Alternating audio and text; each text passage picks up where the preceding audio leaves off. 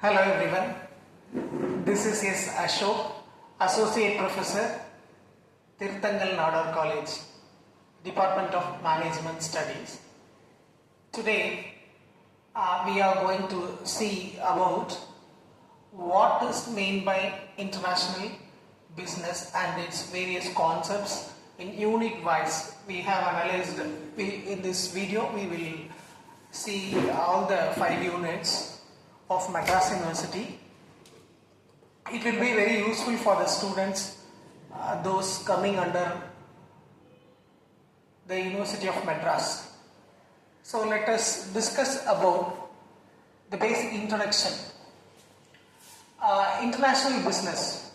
Let us see what is meant by international business. International business conducts business transactions all over the world. So not only in a particular country. International business, in the sense it involves all the countries. The transaction is between all the countries. Okay. These transactions include the transfer of goods, services, technology, managerial knowledge, capital to other countries. So the transaction is regarding not only goods and services but also technology. So the countries may exchange the technology also. Okay, technology. Managerial knowledge. So the knowledge is very important. We can classify the knowledge into 2 types, namely skilled and semi-skilled, like that. So exchanging the knowledge is also takes part in the international business.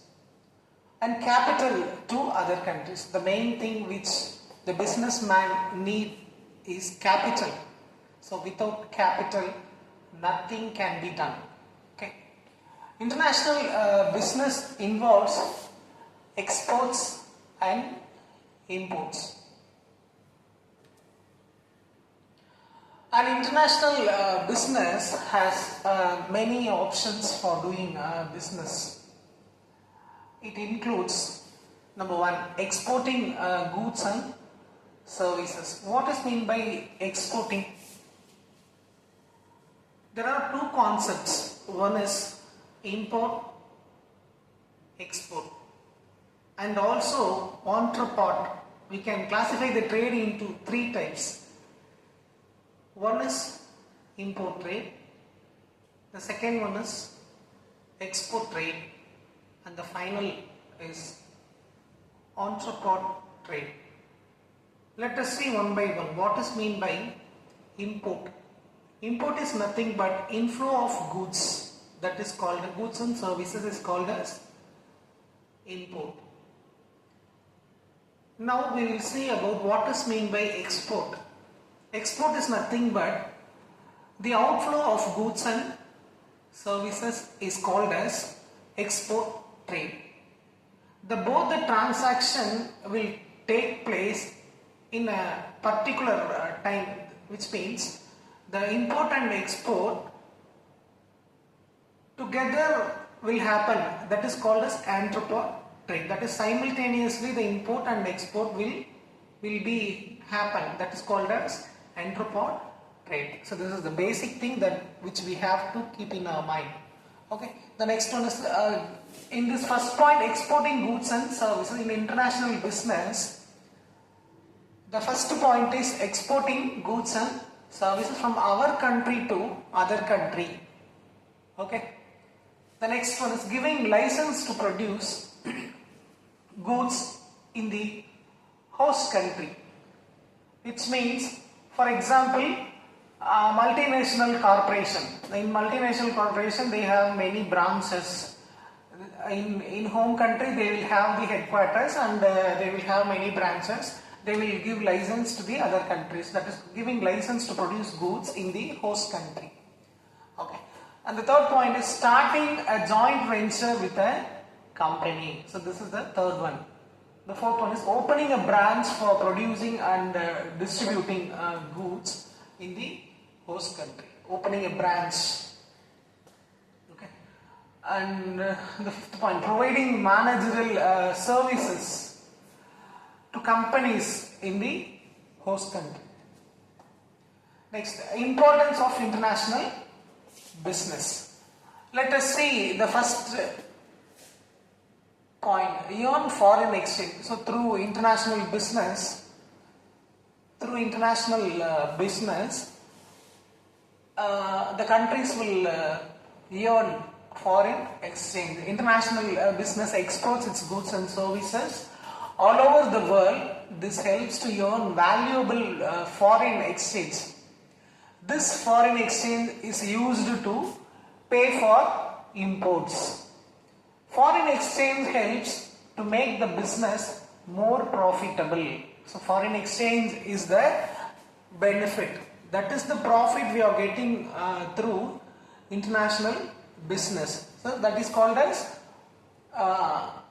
foreign exchange. Foreign exchange helps to make the business more profitable and to strengthen the economy of its country. So if we receive more and more foreign exchange, it will be we are strengthening our economy. So that is called as the first point. The first point says earn foreign exchange. And the second point, optimum utilization of resources. Optimum utilization. Utilization is nothing but use. Full use of resources, that is called as optimum utilization of resources.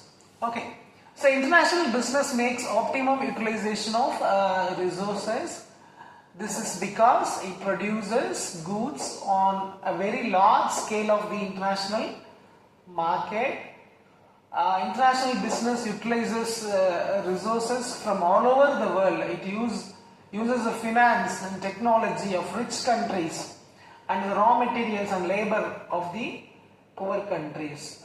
This is called as optimum. Optimum is nothing but full utilization.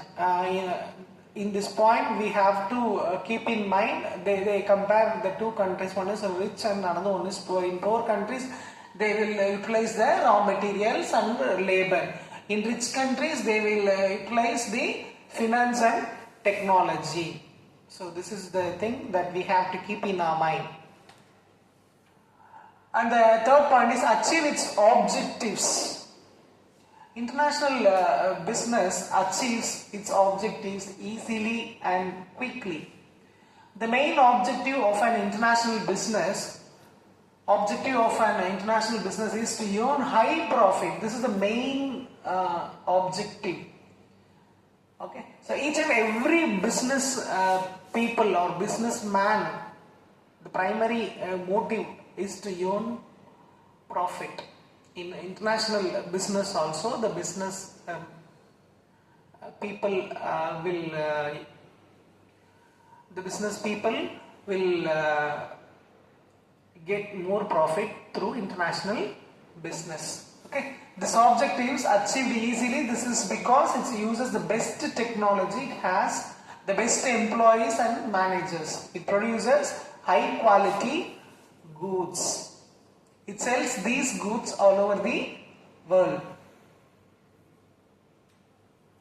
And the fourth point, you spread business risks. In international business spreads its business risk. This is because it does business all over the world. So a loss in one country can be balanced by a profit in another country. It's a very simple thing. The surplus goods in one country can be exported to another country. The surplus resources can also be transferred to other countries. All this helps to minimize the business risks. And the fifth point, improve organization's efficiency. International business has a very high organization efficiency. This is because without efficiency, they will not be able to face the competition in the international market. So they use all the modern management techniques to improve their efficiency. So the techniques are most important. Techniques are most important, so the businessman has to know the techniques. Okay. They hire the most qualified and experienced employees and managers. So the business people will hire the most qualified and experienced employees and managers for what? Because to earn more profit and the smooth functioning of the business. Okay, these people are trained regularly, so the employed people will be given proper training, okay, so that they will work efficiently. They are highly motivated with high salaries. So these people, the employed peoples, will be motivated through high salary. Okay, salaries and other benefits such as the international transfers, promotions, etc. All this results in high organizational efficiency, that is low costs and high returns. If we employ the qualified person, obviously the costs will become low. They know what to do and what not to do. Okay, so obviously the costs will go down and the returns will become high. The sixth point, get benefits from government. International business brings a lot of foreign exchange for the country, therefore it gets many benefits, facilities and concessions from the government. It gets many financial and tax benefits from the government. So if the business people become more and more, obviously the government will also get benefited through international business. And the seventh point, expand and diversify. International business can expand and diversify its activities. This is because it earns very high profits. It also gets financial help from the government. And the eighth point, increase competitive capacity. International business produces high quality goods at low cost. It spends a lot of money on advertising all over the world. It uses superior technology, management techniques, marketing techniques, etc. All this makes it more competitive. So it can fight competition from foreign companies. So wherever the business people go, they will face competition in domestic also, and when compared to international, everywhere, not only in domestic but also international. Nature and characteristics of international. Previously we have seen about importance of international business. Now we are going to see about nature and characteristics or features of international business. And one is large scale operations. In international business, all the operations are conducted on a very huge scale. Huge scale in the sense many and more commodities will be produced. That is known as huge scale. Production and marketing activities are conducted on a large scale. It first sells its goods in the local market, then the surplus goods are exported. So the goods which are producing in the domestic market will be sold in the local market. If there is any excess, the business people will go for the international business. Integration of economies, second point. International business integrates is nothing but combine, okay, the economies of many countries. This is because it uses finance from one country, labor from another country and infrastructure from another country. Designs the product in one country, produces its parts in many different countries and assemble the product in another country. It sells the product in many countries, that is in the international markets. Everything, each and every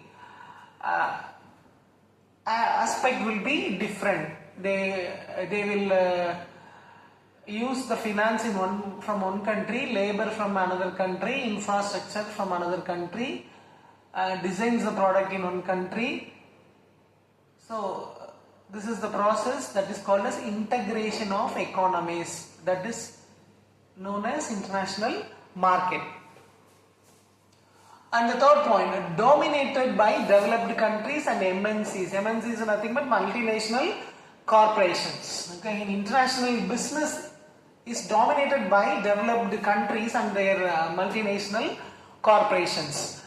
At present, MNCs from USA, Europe and Japan dominate. Dominate is nothing but full control of foreign trade. This is because they have large financial and other resources. They also have the market technology and research and development R&D. They have highly skilled employees and managers because they give very high salaries and other benefits. Therefore, they produce good quality goods and services at low prices. This helps them to capture and dominate the world market, which means that in this point what we have to know here is the developed countries always dominate the developing country and underdeveloped countries. This is what we should know in this point. And the next one, benefits to participating countries. International business gives benefits to all participating countries. However, the developed, that is called as rich countries, get the maximum benefits. The developing, which means poor countries, also get benefits. They get foreign capital and technology. They get rapid industrial development. They get more employment opportunity. All this results in economic development of the developing countries. Therefore, developing countries open up their economies through liberal economic policies. So participating benefits to participating countries. So different countries will participate in the international business, such as rich countries, poor countries. So they will exchange their commodities. They get foreign capital, technology, etc. A keen competition. International business has to face keen, which means too much competition in the world market. The competition is between unequal partners, that is developed and developing countries. In this keen competition, developed countries and their MNCs are in favorable position because they produce superior quality goods and services at very low price. Developed countries also have many contacts in the world market, so developing countries find it very difficult to face competition from developed countries. In this point, there are two type of countries are competing, which means the developed countries and developing countries. So both facing the competition. That is called as unequal partners. Unequal partners such as developed and developing countries. Obviously, the developed countries have all the resources when compared to developing countries.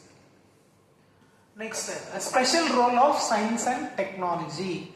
International business gives a lot of importance to science and technology. Science and technology help the business to have large scale production.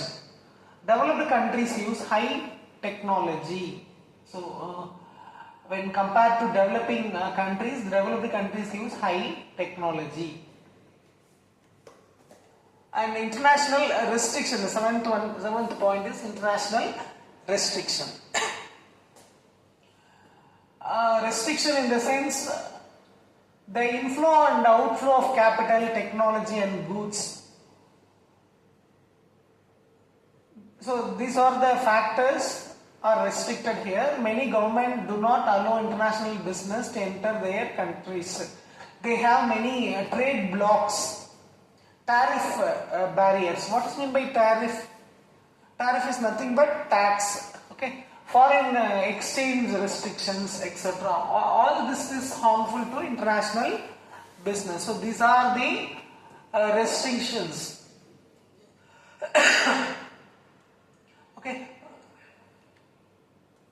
Sensitive nature. The international business is very sensitive in nature. Any change in the economic policy, technology, political environment, etc. have a huge impact on it. Therefore, international business must conduct marketing research to find out, study these changes. They must adjust their business activity and adopt accordingly to survey changes. Okay, so sensitive nature. So, for example, demonetization. After demonetization, it impact many countries. Okay. Next, mercantilism. So this is the next chapter, unit 2 it seems. Okay, mercantilism. It suggests that it is in a country's best interest to maintain a trade surplus to export more than its imports. Countries should export more than they import and receive the difference in gold. Mercantilism views trade as a zero-sum game, one in which a gain by one country result in a loss by another. So in this point, one country is getting gain and another country getting loss. The primary objective of mercantilism was to introduce the power of the nation. State wealth, which measured by its holdings of treasure. Mercantilism theory leads to the starting of colonialism. So European countries, in this point we will discuss about the history and all. Okay, the revolution, etc., the background situation for American Revolution, the colonies. These are the things we will discuss here. Absolute advantage theory, an important concept in international business is absolute advantage theory. The trade theory that first indicated the importance of specialization in production and division of labor is based on the idea of theory of absolute advantage, which is developed first by Adam Smith in his famous book The Wealth of Nations, published in 1776. Smith argued that it was impossible for all nations to become rich simultaneously by following mercantilism, because the export of one nation is another nation's import, and instead stated that all nations would gain simultaneously if they practiced free trade and specialized in accordance with their absolute advantage. So Adam Smith saying the concept absolute advantage, which means the country which produce a particular commodity, take for example coffee. So coffee is the specialization for the particular country. So that is called as absolute advantage. Smith also stated that the wealth of nations depends upon the goods and services available to their citizens rather than their gold's reserves. While there are possible gains from trade with absolute advantage, the gains may not be mutually benefited. Comparative advantage focuses on the range of possible mutual beneficial exchanges. So in Adam Smith theory of absolute advantage, there will be some lack. Okay, so it will be criticized through the comparative advantage. Smith reasoned that workers become more skilled by repeating the same tasks. Workers do not lose time in switching from the production of one kind of product to another.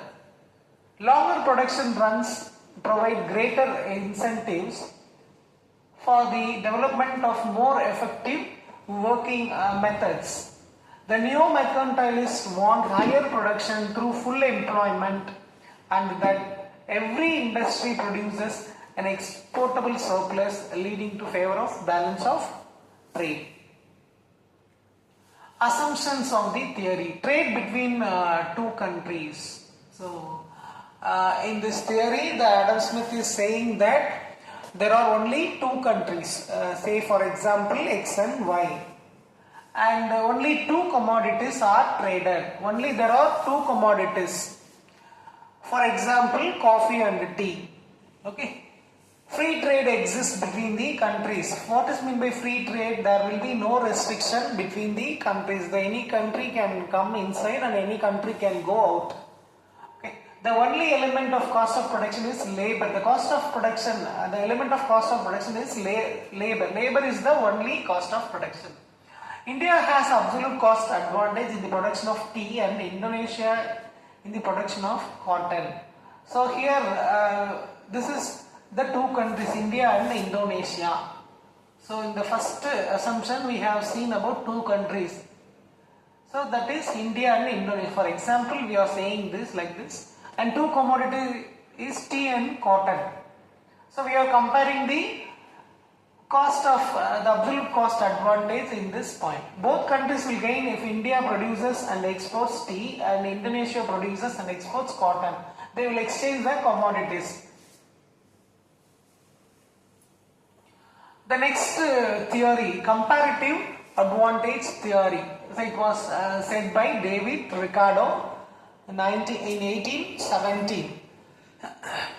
So absolute cost advantage theory fails to explain the situation when one country has absolute cost advantage in producing many products. So David Ricardo, a British economics, expanded the absolute cost advantage theory to clarify the situation and developed the theory of comparative cost advantage. A country can maximize its own economic well-being by specializing in the production of those goods and services it can produce relatively efficient. Enhance global efficiency via its participation in free trade. Assumptions. There are only two countries, say A and B. So in this theory also we have two countries, say for example A and B, and they produce the same two commodities X and Y. Tastes are similar in both countries. Labor is the only factor of production. All labor units are homogeneous. Homogeneous is nothing but the same.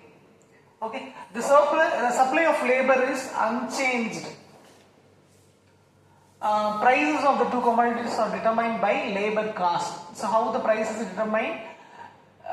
Based on the labor cost, which means the number of labor units employed to produce each. Commodities are produced under the law of constant cost or returns. Trade between the two countries takes place on the basis of barter system. What is meant by barter system? It is nothing but the exchange of goods. Okay. Technological knowledge is unchanged. Unchanged is, which means there is no change in the technology. Factors of production are perfectly mobile within each countries, but are perfectly immobile between the countries. Mobile here, what is mean by mobile? Mobile is nothing but the movement of commodities. Okay, within each country, in the same, I mean, in home country they will move from one place to another, but immobile between the two countries. It will not move from one place to one country to another country. Okay. There is a free trade between the two countries. There being no trade barriers or restriction in the movement of commodities. So there is no barriers. Okay. The next one is no transport costs are involved in carrying trade between the two countries. So in this theory, it was it said by there is no transport cost. Okay. All factors of productions are fully employed in both the countries. The international market is perfect, so that the exchange ratio for the two commodities is the same. And so in Exerolian theory also an important theory in international business. Okay, so and in this theory factor endowment is an important thing, which means rich The endowment means in USA is rich in capital resources, India is rich in labor, Saudi Arabia is rich in oil resources. So each and every country have a specialization that is called as endowment. Okay. Countries have comparative advantage based on factor end, though the comparison is between the factor endowed. Okay. Next, national competitive advantage theory. So this theory also very important, and we have to keep it in our mind. Next, factor conditions. Factor conditions are general sets of factors that make a nation competitive. These factors can be anything from human resources, material resources to infrastructure, the quality of research at universities. Demand conditions. Demand conditions describe the home demand of a product or service belonging to a specific company. Home demand is determined by a number of factors which include customer needs and wants and a company's capacity and growth rate, as well as the tools used to share domestic preferences with foreign markets. Related and supporting industry. A nation will have more NCA when its internationally competitive supplying industries are prosperous and lead to the prosperity of its related and supporting industries. Firm strategy, structure and rivalry. The establishment, organization and management of local companies determine domestic competition and leads to the fluctuation of NCA. This is where many nation companies differ due to the cultural variance from one country to the next. Foreign direct investment, an important thing, important concept is foreign direct investment. Okay. Foreign direct investment is a direct investment into production or business in a country by an individual or company of another country, either by using a company in the target country or by expanding operation of an existing business in that country. Foreign direct investment is in contrast to portfolio investment, which is a passive investment in the securities of another country such as stocks and bonds. Definition. Foreign direct investment includes mergers and acquisitions, building new facilities, reinvesting profits earned from overseas operation and infrastructure company loans. In a narrow sense, foreign direct investment refers just to building new facilities. Need for foreign direct investment. What is the need for FDI? Improvement of economical infrastructure.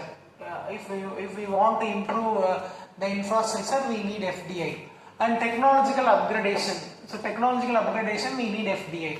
Managing balance of payments, BOP. We need FDI. Exploitation of natural resources. Scope of employment. Improvement of export. Export competitiveness. Benefit to consumers. These are all the factors which need FDI. Types of FDI. So greenfield investment, mergers and acquisitions, horizontal foreign direct investment, vertical foreign direct investment, backward vertical FDI, forward vertical FDI, conglomerate FDI, wholly owned subsidiary. So these are all the FDIs. Cost and benefits of FDI host country.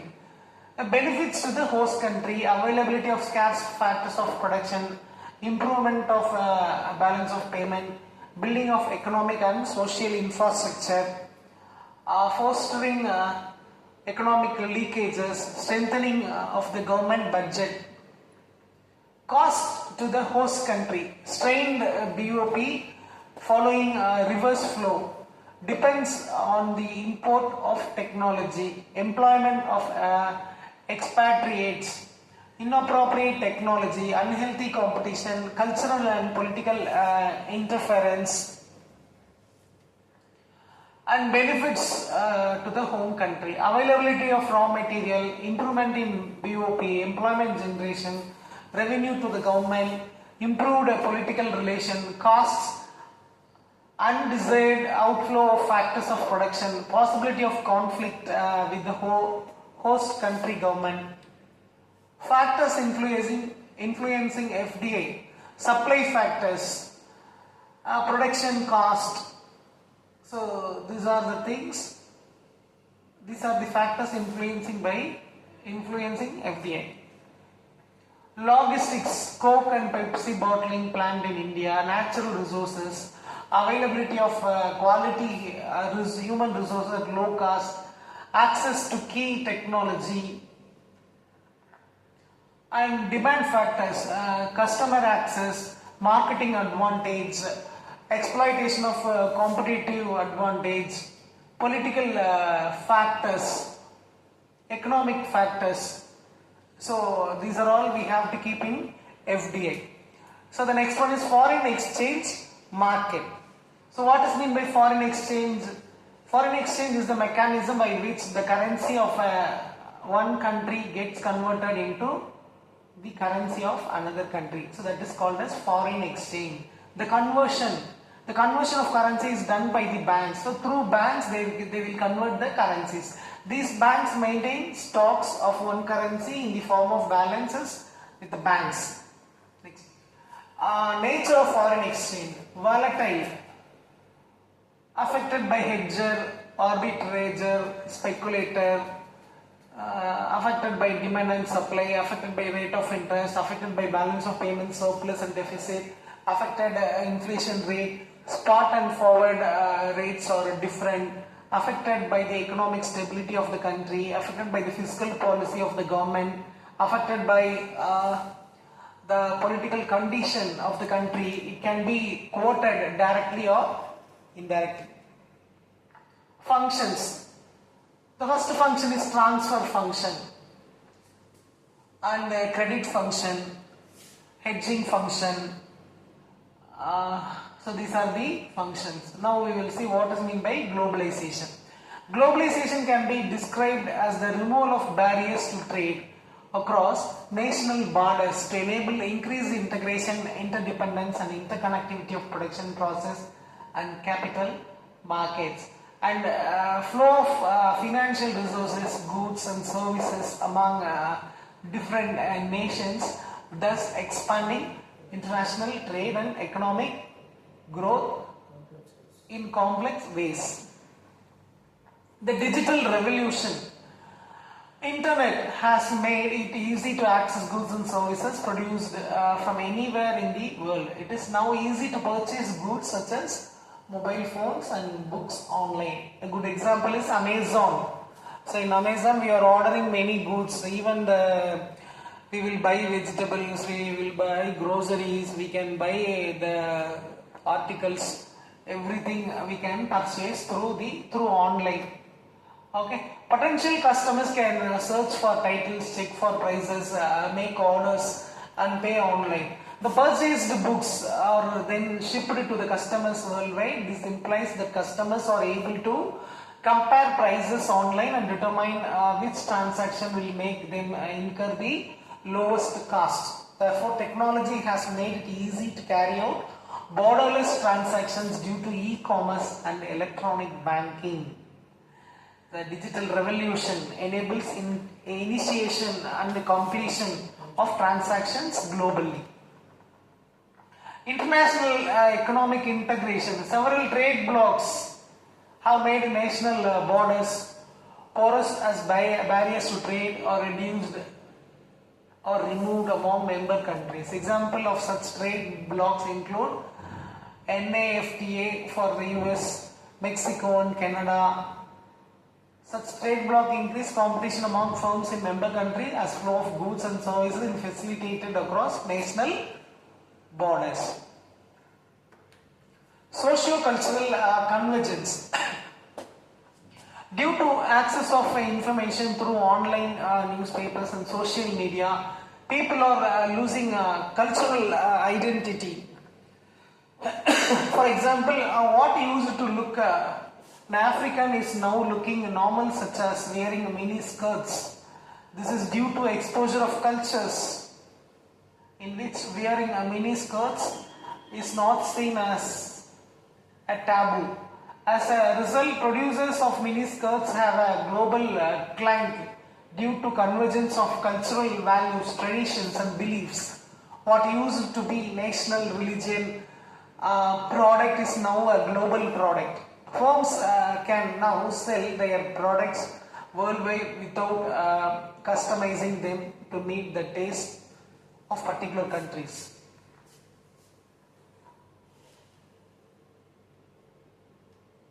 Cross-border political influences. So government have formulated policies that facilitate cross-border trades and influences. Financial liberalization. There is increased interconnection of countries due to deregulation of financial market. It is now easy to exchange money to global currencies such as the US dollar and British pound. Intense competition among firms. Firms are looking for new markets across borders.